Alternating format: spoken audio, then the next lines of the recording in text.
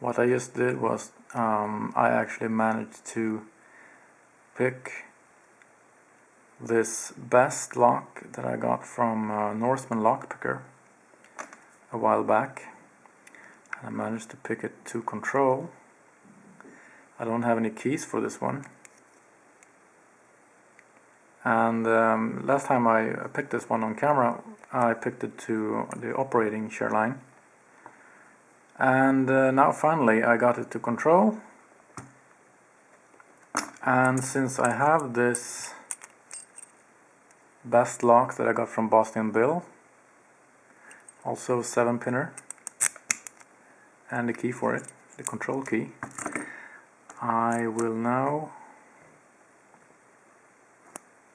change out the core